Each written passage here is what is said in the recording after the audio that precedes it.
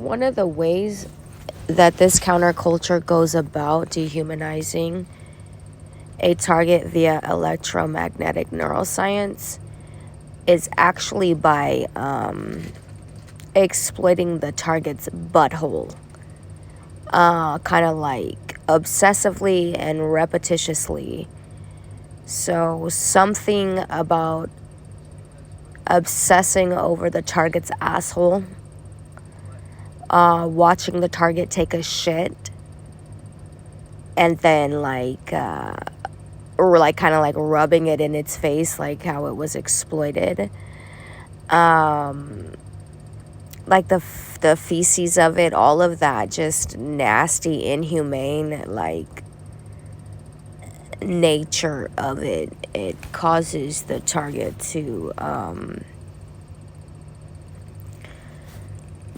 just basically disassociate. It's fucking torturing the target as much as it can sexually, and would actually love to be able to go ahead and go, full throttle with it. The reason why I know this to be true is because it tried to get me when I was in the parking lot in the truck at the corner store. I think it was a 7-Eleven, getting coffee one morning. And it sent some crackhead, heroin addict, pedophile, trafficking, just somebody who looked like they was probably already 1 foot out the door anyways, like really, really bad on drugs, like couple of like gangbangers. One of them was a little bit tall and a little bit fat, and actually was bigger than Jerron.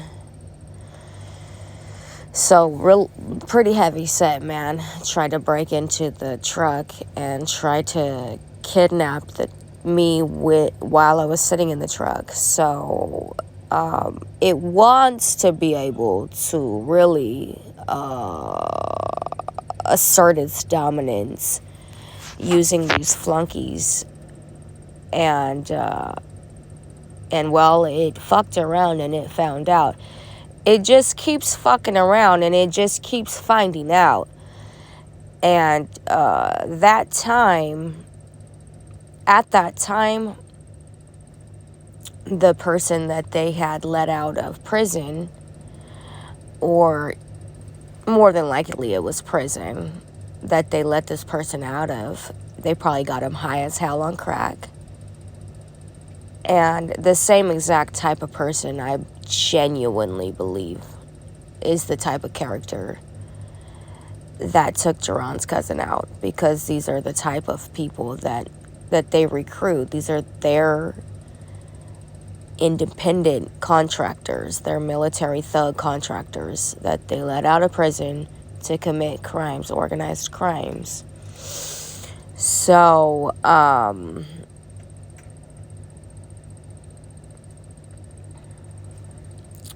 but for whatever reason, like I was saying, one of the like go-tos, one of their go-to like torture methods is to like exploit the butthole.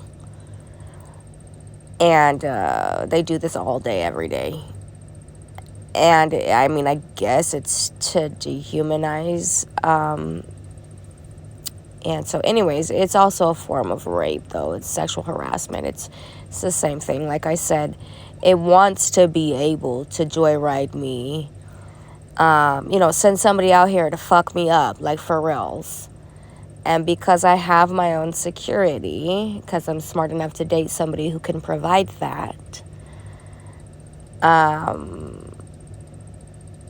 it can't successfully suicide me the way it wants to.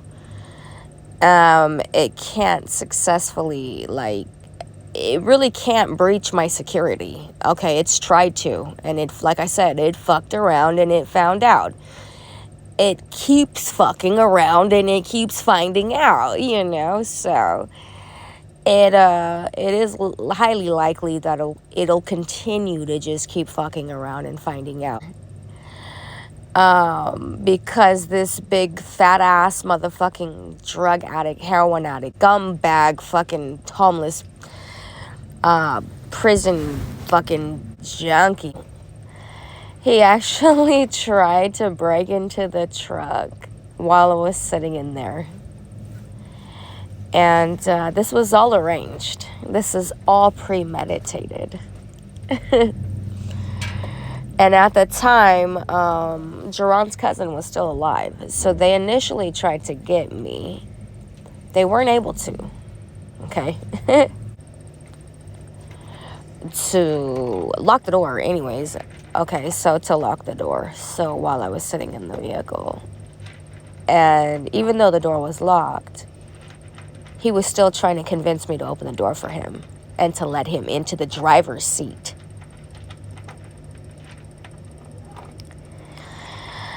And there was a gun in the vehicle. So, I mean, I'm just saying, there was really no need to hesitate really at all. But here's the problem. Somebody tries to break in while you're sitting in there and you use that as self-defense. Now I go to jail. Now I go to prison. Now I go bye-bye. And so that's the setup. But luckily, Jerron had come out just in the nick of time. Literally as he's banging on the door, begging for me to let him in. This big guy that they let out of prison to come and kidnap me. All right, and then, of course, I see Jerron coming out of the 7-Eleven with the drinks. And this is how they try to get people. They try to get them when they're on their way for their morning coffee. And I know this for a fact, because this is exactly how they did us. And it's not a hallucination, because Jerron beat the fuck out of that guy. Okay? And so this big-ass fucking dude that's even bigger than Jerron, big-ass white dude, got caught. I cracked the window. I point my finger and I said, he's trying to break in. He's trying to break in. You need to get his ass. And Jerron dropped the drinks and he came running around. And, I mean, the rest is history.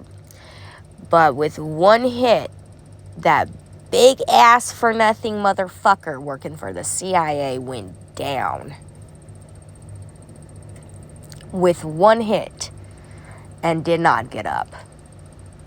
Matter of fact, bench warmers from the sideline had to come in and see if that guy was okay, because he was out for the count. And so they just keep fucking around and they just keep finding out, And that's the way it's been, and that's the way it's gonna be. And so, of course, because they couldn't get me, they had to settle for the next best thing. And they said, well, if you're going to protect her, we're going to come for your family. And that's what they did to Jerron. Killing women and trafficking children, that's not brave. They'll get knocked the fuck out, dude. Just like they have. So, anyways, there's certain things that can't be stolen. This isn't a fantasy. I lived it, like for reals. If you try that little hacking, pirating and stealing bullshit, like in person for reals, you'll get knocked the fuck out. You'll get handled.